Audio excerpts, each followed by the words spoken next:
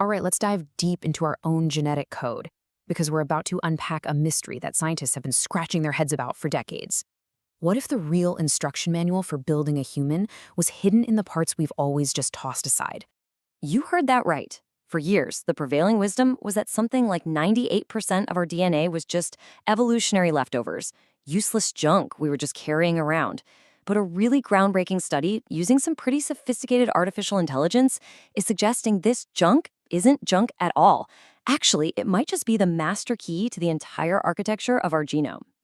Let's get into how they figured this out. So, to really appreciate this discovery, we first have to wrap our heads around a fundamental and kind of mind-blowing biological puzzle, the genome's folding mystery. I mean, really think about this for a second.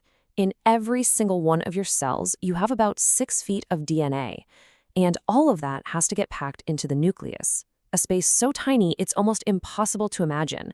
So, how in the world does it all fit? It's like trying to stuff 12 miles of thread into a tennis ball. And it's not just about cramming it in there, right? The DNA has to be perfectly organized so that the right genes can be turned on or off at exactly the right time. It's an absolute architectural marvel. And for a long time, we only had a piece of the blueprint.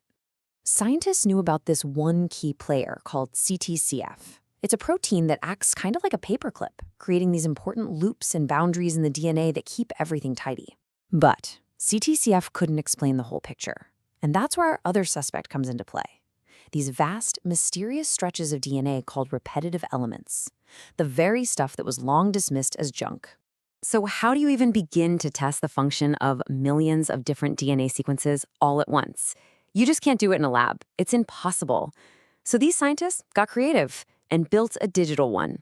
This is Akita. It's a seriously powerful deep learning model, an AI that was trained on tons of real-world data to predict the complex 3D shape of DNA just by reading its genetic sequence. They essentially built a computational oracle that could run millions of experiments virtually in a fraction of the time. And here's the clever way their experiment worked. First, they'd give Akita a normal DNA sequence. Then, they would digitally snip out a small piece. After that, Akita would predict the new folded shape for both versions, the original and the one with a deletion. And finally, they compare the two shapes to get a disruption score. Basically, a single number that tells you just how much that one tiny deletion wrecked the whole structure. And this gives you a perfect visual of what a high disruption score actually means. On the left, you see the normal, nicely organized DNA structure. But on the right, after deleting just one small segment, look at that. The whole architecture just falls apart. It's a total chaotic rearrangement. Okay, so the researchers ran this digital deletion experiment across the entire human genome. And what they found, well, it was completely unexpected. They discovered that the most sensitive spots, the areas that caused the biggest structural collapse when deleted, they weren't always the ones with that known architect, CTCF. Instead, they were often these things called repetitive elements.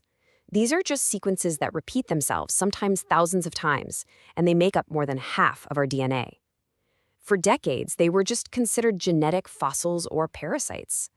So the whole story is right here on this chart. As you'd expect, deleting a random piece of DNA didn't do much. Deleting the known CTCF sites, our paperclips, had a big impact. But look at this third bar. Deleting certain families of this so-called junk DNA had an even bigger impact than taking out the master architect we thought we knew. And this isn't just some abstract chart. You can literally see the proof laid out across a huge stretch of our own DNA. The blue peaks up top, those show us the most important architectural spots, the places that cause a total collapse if you take them out. Now look at the red tracks below them. They map the exact location of a specific type of junk DNA. The patterns, they match almost perfectly. The architects were hiding in plain sight the whole time. But look, showing a correlation isn't quite enough in science. The researchers needed to prove these elements were actually building the structures themselves, and this led to an even more elegant experiment. They asked a really simple but powerful question. If these elements are so important, can they create structure all by themselves, from scratch? So the team decided to flip their whole experiment around. Instead of deleting sequences, they were going to start adding them. To do this, they first created a digital blank canvas. This is a long stretch of computer-generated DNA, a total clean slate with absolutely no pre-existing folds or structure. It's the perfect, neutral place to test a builder's skills. First, as a control test, they dropped in copies of the known architect, CTCF, and, just as predicted, boom, a clear, organized, grid-like structure snapped right into place. This proved that their blank canvas experiment was working perfectly. Then came the big test. They started inserting different families of these repetitive elements. And this is where it gets just amazing.